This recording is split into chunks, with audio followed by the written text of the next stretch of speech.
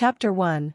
Alice was beginning to get very tired of sitting by her sister on the bank, and of having nothing to do. Once or twice she had peeped into the book her sister was reading, but it had no pictures or conversations in it, and what is the use of a book, thought Alice, without pictures or conversations? So she was considering in her own mind, as well as she could, for the hot day made her feel very sleepy and stupid, whether the pleasure of making a daisy chain would be worth the trouble of getting up and picking the daisies, when suddenly a white rabbit with pink eyes ran close by her. There was nothing so very remarkable in that, nor did Alice think it so very much out of the way to hear the rabbit say to itself, "Oh dear! Oh dear! I shall be too late." When she thought it over afterwards, it occurred to her that she ought to have wondered at this, but at the time it all seemed quite natural. But when the rabbit actually took a watch out of its waistcoat pocket, and looked at it, and then hurried on, Alice started to her feet, for it flashed across her mind that she had never before seen a rabbit with either a waistcoat pocket, or a watch to take out of it, and burning with curiosity, she ran across the field after it, and was just in time to see it pop down a large rabbit hole under the hedge. The rabbit hole went straight on like a tunnel for some way, and then dipped suddenly down, so suddenly that Alice had not a moment to think about stopping herself before she found herself falling down what seemed to be a very deep well. Either the well was very deep, or she fell very slowly, for she had plenty of time as she went down to look about her, and to wonder what was going to happen next. First, she tried to look down and make out what she was coming to, but it was too dark to see anything. Then she looked at the sides of the well and noticed that they were filled with cupboards and bookshelves. Here and there she saw maps and pictures hung upon pegs. She took down a jar from one of the shelves as she passed. It was labeled orange marmalade, but to her disappointment it was empty. She did not like to drop the jar for fear of killing somebody underneath, so managed to put it into one of the cupboards as she fell past it. Well, thought Alice to herself, after such a fall as this, I shall think nothing of tumbling downstairs. How brave they'll all think me at home. Why, I wouldn't say anything about it, even if I fell off the top of the house. Which was very likely true. Down, down, down. Would the fall never come to an end? I wonder how many miles I've fallen by this time, she said aloud. I must be getting somewhere near the center of the earth. Let me see, that would be 4,000 miles down. I think, for, you see, Alice had learnt several things of this sort in her lessons in the schoolroom, and though this was not a very good opportunity for showing off her knowledge, as there was no one to listen to her, still it was good practice to say it over. Yes, that's about the right distance, but then I wonder what latitude or longitude I've got to. Alice had no idea what latitude was, or longitude either, but thought they were nice grand words to say. Presently she began again. I wonder if I shall fall right through the earth. How funny it'll seem to come out among the people that walk with their heads downwards. The antipathies, I think. She was rather glad there was no one listening, this time, as it didn't sound at all the right word, but I shall have to ask them what the name of the country is, you know. Please, ma'am, is this New Zealand or Australia? And she tried to curtsy as she spoke. Fancy curtsying as you're falling through the air. Do you think you could manage it? And what an ignorant little girl she'll think me. No, it'll never do to ask. Perhaps I shall see it written up somewhere. Down, down, down. There was nothing else to do, so Alice soon began talking again. Dinah'll miss me very much tonight, I should think. Dinah was the cat. I hope they'll remember her saucer of milk at tea time. Dinah, my dear, I wish you were down here with me. There are no mice in the air, I'm afraid, but you might catch a bat, and that's very like a mouse, you know.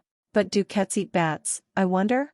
And here Alice began to get rather sleepy, and went on saying to herself, in a dreamy sort of way, do cats eat bats? Do cats eat bats, and sometimes, do bats eat cats? For, you see, as she couldn't answer either question, it didn't much matter which way she put it. She felt that she was dozing off, and had just begun to dream that she was walking hand in hand with Dinah, and saying to her very earnestly, Now, Dinah, tell me the truth, did you ever eat a bat, when suddenly, thump, thump, down she came upon a heap of sticks and dry leaves, and the fall was over. Alice was not a bit hurt, and she jumped up onto her feet in a moment. She looked up, but it was all dark overhead. Before her was another long passage, and the white rabbit was still in sight, hurrying down it. There was not a moment to be lost. Away went Alice like the wind, and was just in time to hear it say, as it turned a corner. "Oh my ears and whiskers, how late it's getting." She was close behind it when she turned the corner, but the rabbit was no longer to be seen. She found herself in a long, low hall, which was lit up by a row of lamps hanging from the roof. There were doors all round the hall, but they were all locked, and when Alice had been all the way down one side and up the other, trying every door, she walked sadly down the middle, wondering how she was ever to get out again.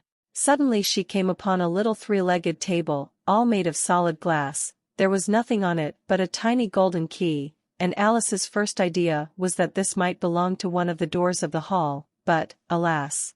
Either the locks were too large, or the key was too small, but at any rate it would not open any of them. However, on the second time round, she came upon a low curtain she had not noticed before, and behind it was a little door about 15 inches high. She tried the little golden key in the lock, and to her great delight it fitted. Alice opened the door and found that it led into a small passage, not much larger than a rat hole. She knelt down and looked along the passage into the loveliest garden you ever saw.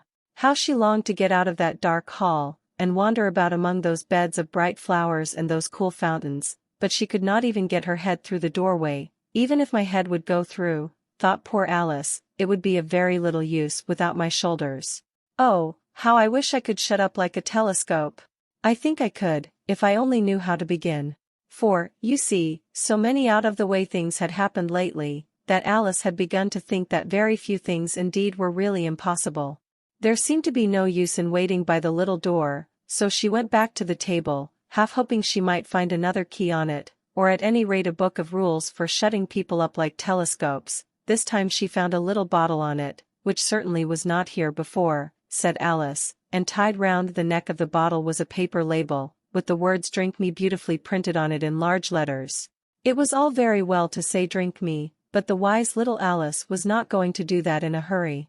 "No, I'll look first," she said, "and see whether it's marked poison or not," for she had read several nice little stories about children who had got burnt, and eaten up by wild beasts, and other unpleasant things, all because they would not remember the simple rules their friends had taught them, such as, that a red-hot poker will burn you if you hold it too long, and that, if you cut your finger very deeply with a knife, it usually bleeds. And she had never forgotten that, if you drink much from a bottle marked poison, it is almost certain to disagree with you, sooner or later. However, this bottle was not marked poison, so Alice ventured to taste it, and finding it very nice, it had, in fact, a sort of mixed flavor of cherry tart, custard, pineapple, roast turkey, coffee, and hot buttered toast. She very soon finished it off. "What a curious feeling," said Alice. "I must be shutting up like a telescope." And so it was indeed. She was now only 10 inches high, and her face brightened up at the thought that she was now the right size for going through that little door into that lovely garden. First, however, she waited for a few minutes to see if she was going to shrink any further. She felt a little nervous about this, for it might end, you know, said Alice to herself, in my going out altogether, like a candle. I wonder what I should be like then. And she tried to fancy what the flame of a candle looks like after the candle is blown out, for she could not remember ever having seen such a thing.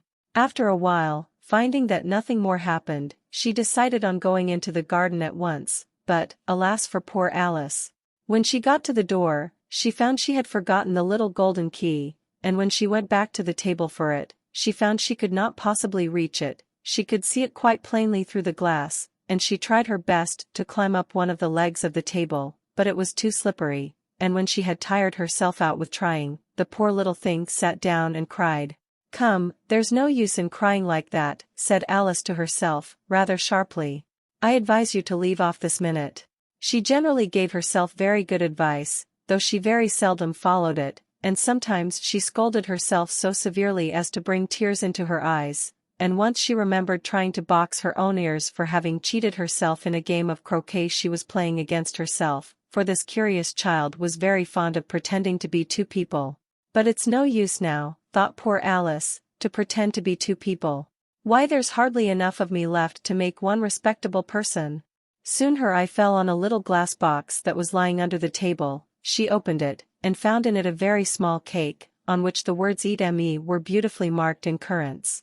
"Well, I'll eat it," said Alice, "and if it makes me grow larger, I can reach the key, and if it makes me grow smaller, I can creep under the door, so either way I'll get into the garden, and I don't care which happens. She ate a little bit, and said anxiously to herself, which way?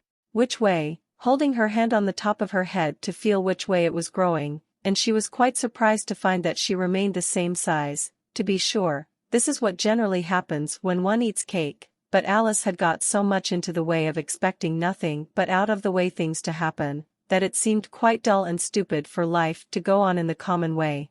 So she set to work, and very soon finished off the cake.